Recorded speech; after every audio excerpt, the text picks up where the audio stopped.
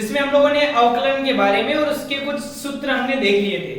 आज हम लेके चल रहे हैं अवकलन का सेकंड पार्ट, जिसमें हम लोग कुछ सूत्र और देखते हैं और अवकलन को आज कंप्लीट कर लेते हैं। ओके, हम लोग उतना ही अवकलन पढ़ेंगे जितना हमें फिजिक्स में काम में आएगा। बाकी अवकलन आप लोग मैथ्स में काफी सारा दे रखा है, वहां पे आप कंप्लीट स्टडी कर सकते हैं, बट हम लोग वही पढ़ने जा रहे हैं जो हमारे फिजिक्स में काम में आने वाला है। ओके, चलते हैं हम लोग आगे।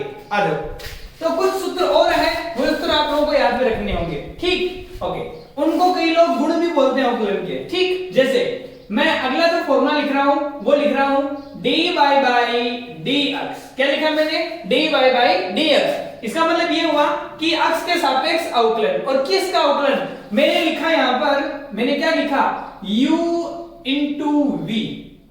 मैंने किसका अवकलन लिखा है? u और v का, जो दोनों किस में है? गुणा में है। या क्या हो सकता है? u प्लस v, दोनों किस में है? प्लस में है। या क्या हो सकता है? u minus v। या क्या हो सकता है? u divided by v। इसका मतलब ये हुआ कि हम लोग आज अवकलन के बारे में जो संक्रियाएं हैं, दो राशियां अगर गुणा में हो, दो राशियां भाग में हो, दो राशियां प्लस माइनस में हो, तो उनका अवकलन कैसे किया जाता है वो हम सीखने वाले हैं। ओके, तो देखिए, मान लीजिए आपके पास दो राशियां हैं। कौन कौन सी? u और v। ये दोनों जो पार्ट है, दोनों राशियां हैं, वो अक्ष पर निर्भर कर रही हैं। पहली बात तो मतलब ये नियत नहीं है, ये नियत नहीं है। दोनों किस पर निर्भर कर रही हैं? अक्ष पर निर्भर कर रही हैं। पहली बात तो ठीक। और अगर दोनों के बीच में या तो प्लस साइन हो या कौन सा साइन हो? माइनस साइन हो, तो उनका अवकलन कैसे करते हैं? देखिए, सबसे पहले जो पहले भौतिक राशि आ रही है हम लोग उसका अवकलन करेंगे। तो सबसे पहले किसका अवकलन करेंगे आप? u का। तो अवकलन क्या हो जाएगा? du by dx। जो पहले आ रहा है उसका पहले अवकलन, और जो बाद में आ रहा है उसका बाद में अवकलन। और चिन्ह वो लगा देंगे तो दोनों के बीच में है। तो बताइए, अगर प्लस है तो प्लस लगाएंगे और माइनस है तो माइनस लगा देंगे। ठीक, उसके बाद में दूसरी राशि का अवकलन, दूसरी कौन है? v। तो आप क्या लिख देंगे? dv by dx। तो कितना आसान है ना? आसान। तो बताइए क्या, अगर आपके पास दो चर जो अक्ष पर निर्भर कर रहे हैं, दोनों या तो प्लस में है या माइनस में है, तो उनका हमें अवकलन कैसे करना है? पहले का पहले, बाद में का बाद में। समझ में आएगा आप लोगों को? ओके, एग्जांपल देखते हैं हम लोग, इसका देख लेते हैं हम लोग एक एग्जांपल। ठीक, तो बताइए, मान लीजिए आपके पास dy by dx। ओके, और मैंने यहां पर लिखा अवकलन क्या? अक्ष स्क्वायर प्लस साइन एक्स। क्या लिखा मैंने? अक्ष स्क्वायर प्लस साइन एक्स। साथ में हम चलो एक बार ये एग्जांपल करते हैं। तो आप बताइए, आपके पास कितनी है? दो राशियां हैं, एक अक्ष स्क्वायर, दूसरी कौन है? Sine x. और बीच में साइन किसका आ रहा है? प्लस का। तो मैंने कहा जो पहले आ रहा है उसका पहले अवकलन, जो बाद में आ रहा है उसका बाद में अवकलन। तो सबसे पहले किसका अवकलन करेंगे? अक्ष स्क्वायर का। तो क्या करेंगे? dy by dx। किसका अवकलन? अक्ष स्क्वायर का। और प्लस dy by dx किसका अवकलन?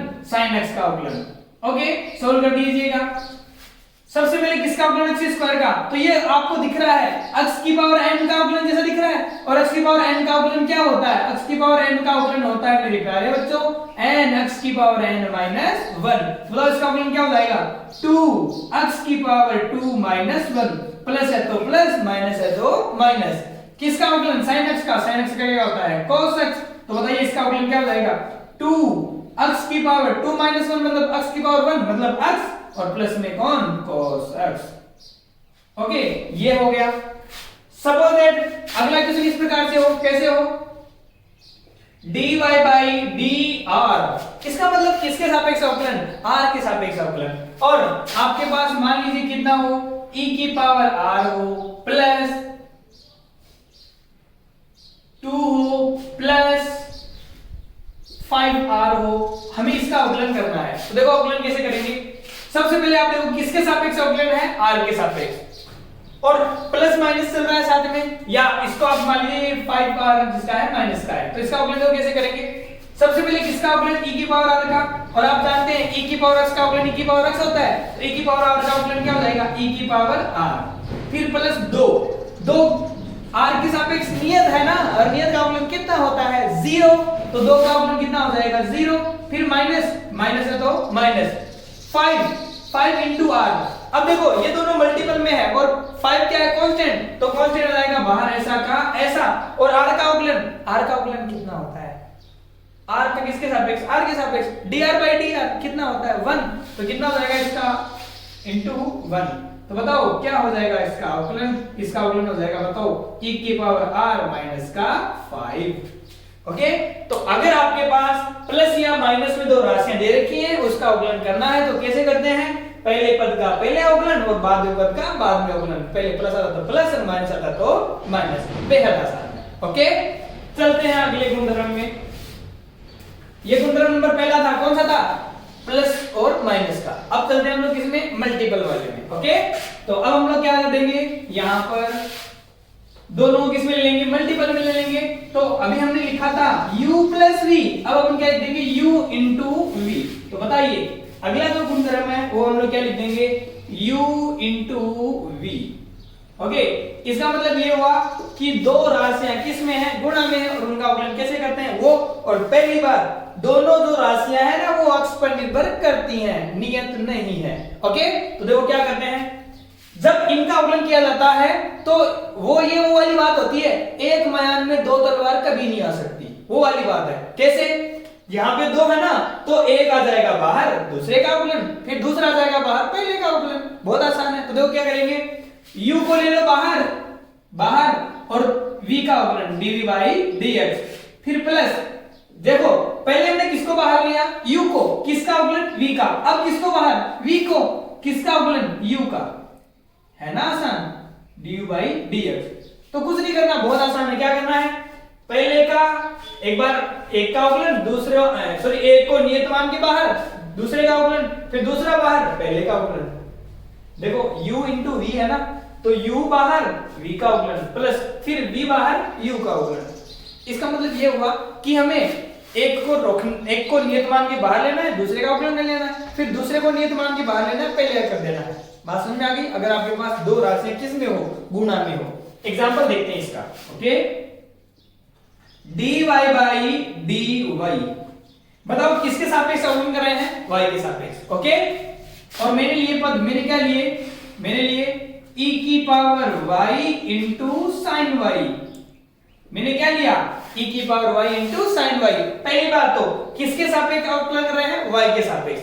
क्या दोनों पद y के हैं, बिल्कुल सर दोनों पद y के हैं। क्या दो पद गुणा में है, सर बिल्कुल दो पद गुणा में है। तो आप बताइए, जब दो पद गुणा में होते हैं और उनका अवकलन करना तो कैसे करते हैं, पहले को बाहर दूसरे का अवकलन, फिर दूसरे को बाहर पहले का अवकलन कर दो।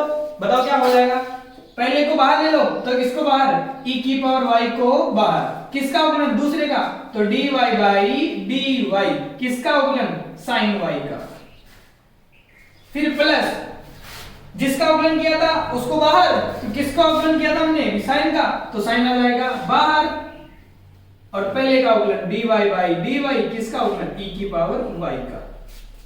ओके, अब अवकलन आप जानते हैं, तो बताइए कितना, e की पावर y ऐसा का ऐसा इंटू साइन x का होता है cos x, तो साइन y का कौन हो जाएगा, cos y, तो ये लीजिए कौन, cos y, प्लस ये साइन y ऐसा का ऐसा, e की पावर x का e की पावर x होता है, लेकिन यहाँ e की पावर y है तो e की पावर y। बहुत आसान है ना। ओके, एक एग्जांपल और देखते हैं। मान लीजिए आपके पास ऐसा हो, ऐसा कैसा, आपके पास ऐसा हो d की पावर dy/dx, बोलो किसके सापेक्ष अवकलन, अक्ष के सापेक्ष, और आपके पास ऐसा हो, ऐसा कैसा, sin x into cos x। बोलो कौन आपके पास, sin x into cos x, इसके अवकलन करो आप लोग। तो बताओ अवकलन कैसे करते हैं। पहली बात तो देखो, क्या दो पद हैं, बिल्कुल सर दो पद हैं। क्या दोनों गुणा में है, सर बिल्कुल दोनों गुणा में है। तो जब गुणा में होते तो अवकलन कैसे करते हैं, पहले को बाहर दूसरे का अवकलन प्लस दूसरा बाहर पहले का अवकलन। तो बताओ क्या बनेंगे, पहले को बाहर, पहला कौन, sin x बाहर, किसका अवकलन, दूसरे का, दूसरा कौन है, cos x, तो ये लीजिए किसका अवकलन, cos x का, फिर प्लस पहला दूसरा बाहर पहले का अवकलन, दूसरा कौन, cos x बाहर, और किसका अवकलन, sin x का। समझ गए होंगे आप लोग। ओके, सोल्व करते हैं इसको। ये कौन, sin x, और आप शायद जानते होंगे cos x का अवकलन होता है माइनस sin x, एक छोटी सी बात, जब कभी भी आपके पास ऐसी कोई स्थिति आए मल्टीपल में माइनस वाला चिन्ह साथ में आए तो ध्यान में रखें कोष्टक अवश्य काम में लें। तो आप क्या लगा देंगे यहाँ पे माइनस का कौन sin x, फिर प्लस cos x, और sin x का अपना होता है cos x, ये लीजिए कौन cos x। बताओ क्या हो जाएगा माइनस माइनस कौन हो जाएगा sin स्क्वायर x और प्लस कौन cos स्क्वायर x। ये किसका अवकलन हो गया sin x into cos x का। ओके चलते हैं हम लोग अगले में। अगला गुणधर्म कौन सा है देख लीजिए। अभी हमने प्लस माइनस सीख लिया, मल्टीप्लाई सीख लिया, अब हम कौन सा सीखेंगे डिवाइड वाला सीखेंगे। ओके तो बताइए क्या करेंगे, ये जो u और v है ना वो किस में होंगे इस बार डिवाइडेशन में होंगे। तो u और v को डिवाइड में कर लीजिए, करो भाई डिवाइड में। तो u लिख दीजिए ऊपर और v लिख दीजिए नीचे। तो बताओ दो भौतिक राशियां कौन कौन सी u और v दोनों किस में है डिवाइड में है। तो देखो ये इसका रूल बहुत अच्छा है। आप क्या करेंगे जो नीचे वाला है ना जो नीचे है उसका नीचे स्क्वायर कर देंगे। तो क्या कर देंगे v का स्क्वायर। ओके फिर क्या कर देंगे ऊपर v ऐसा का ऐसा u का अवकलन तो u du by dx। Okay अब चिन्ह लगाएंगे आप किसका माइनस का, फिर कौन अब समझ गए होंगे ये बाहर इसका अवकलन, तो अगला कौन वो बाहर उसका अवकलन, वो बाहर कौन u बाहर और किसका अवकलन dv by dx का अवकलन। ये हो गया इसका फॉर्मूला। तो बताओ क्या करेंगे जब आपके पास अंश बटा हर का अवकलन करना हो, किसका अंश बटा हर का अवकलन करना हो, क्या करना है हर का स्क्वायर। किसका स्क्वायर हर का स्क्वायर, नीचे जो पार्ट है ना उसका स्क्वायर, फिर हर ऐसा ऐसा अंश का अवकलन, फिर माइनस अंश ऐसा ऐसा हर का अवकलन। समझ गए आप लोग। एक एग्जांपल के जरिए हम लोग समझते हैं इसको। तो देखो एग्जांपल लेते हैं। अच्छा एग्जांपल हम लोग ऐसा लेते हैं जिसका हमें आंसर पता हो ताकि हमें टेस्ट भी हो जाएगा कि वास्तव में ये सही है। तो देखो कैसा मेरे लिए एग्जांपल किसका dy by dx, और मेरे एग्जांपल लिया मेरे प्यारे बच्चों sin x बटा cos x का।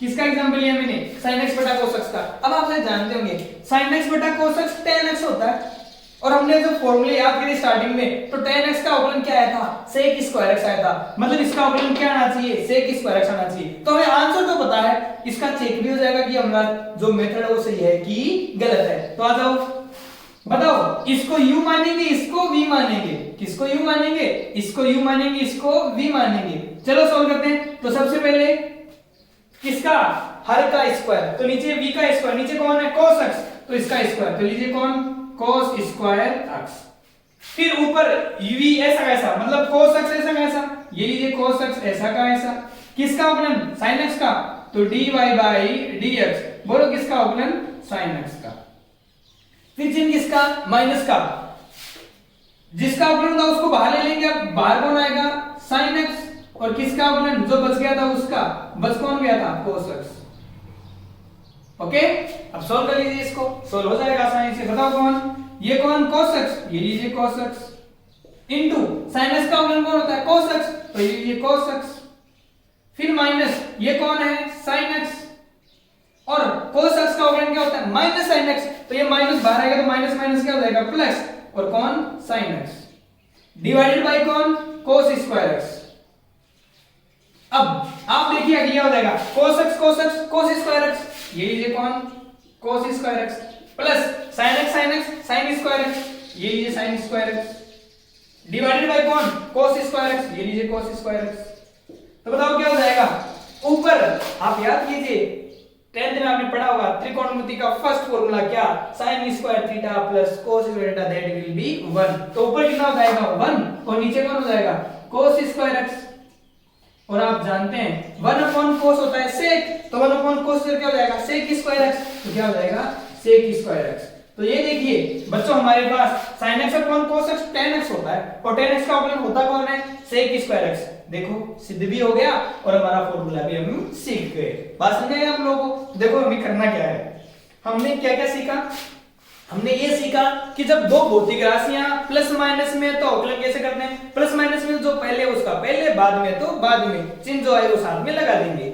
ओके दूसरा हमने क्या सीखा, दूसरा हमने सीखा मल्टीप्लाई में। मल्टीप्लाई में क्या करना होता है जो u एंड v करना आपको, तो पहले u को बाहर रख लेंगे v का अवकलन, फिर प्लस u को बाहर रख लेंगे v का अवकलन। समझ गए आप लोग? मतलब एक बार एक का और दूसरी बार दूसरे का। ठीक। और तीसरा हमने क्या पढ़ा? UV method. यूवी मेथड में क्या करना हम लोगों को? हम लोगों को करना है कि जो डिवाइड वाला है, अंश वाला, हर वाला है, उसका स्क्वायर कर देंगे और ऊपर क्या करेंगे? डिवाइड में जो पार्ट आ रहा था v, वो ऐसा कैसा? किसका अवकलन? अंश का अवकलन। फिर माइनस, एक बार इसको छोड़ा था, अब इसको छोड़ दो, तो u ले लो बाहर और v का अवकलन। इस प्रकार से हमने सोल्व कर लिया। तो ये आपके कुछ गुणधर्म थे, कुछ मेथड थे जो आपको ध्यान में रखने हैं। ओके, अब कुछ विशेष फॉर्मूले हैं, वो भी आपको ध्यान में रखने। कौन से हैं अभी हम लोग सीखने वाले। एक बार यहां तक आप लोग कंप्लीट कीजिए।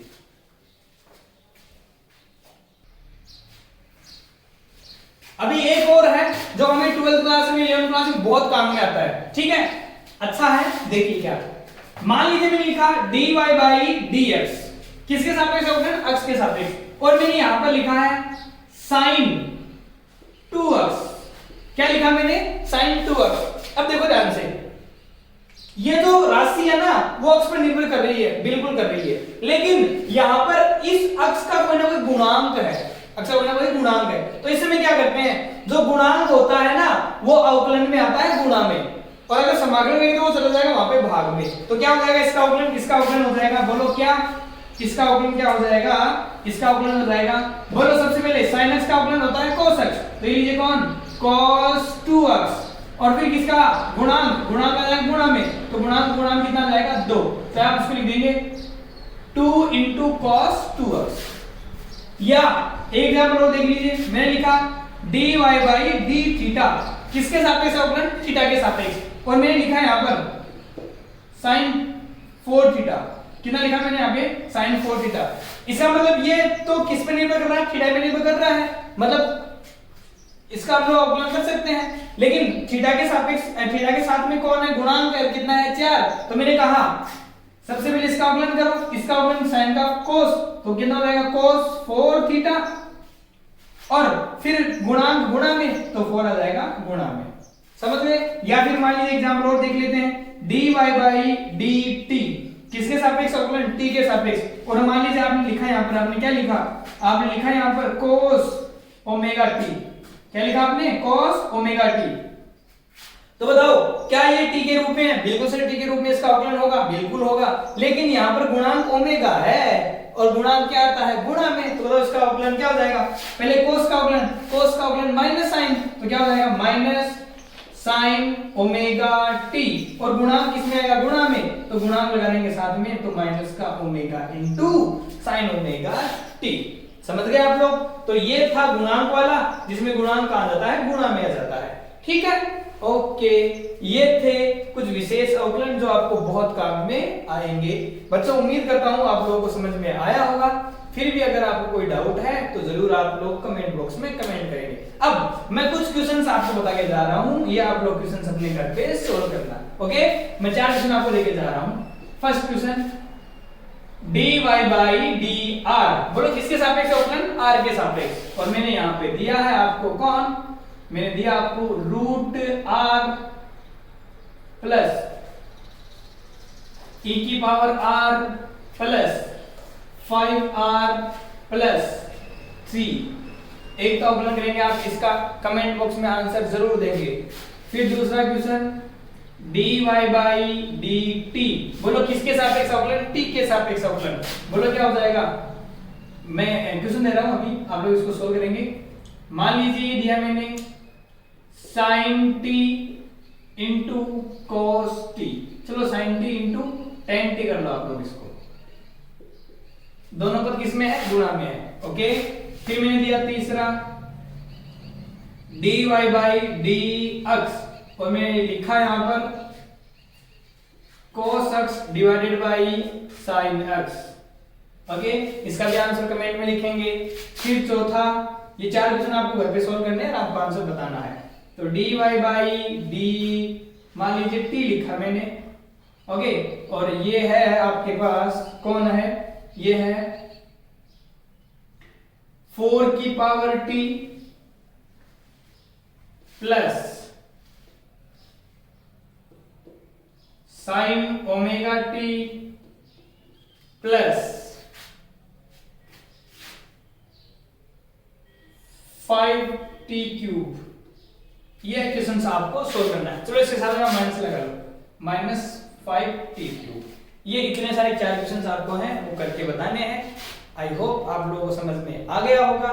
फिर भी आपको कोई डाउट रहता है तो आप अवश्य हमें पूछेंगे, ठीक है। अगर आपको हमारा वीडियो पसंद आता है तो आप इसे अपने फ्रेंड्स के साथ शेयर करेंगे और लाइक करेंगे। ओके, मिलते हैं अगले वीडियो में, तब तक के लिए गुड बाय।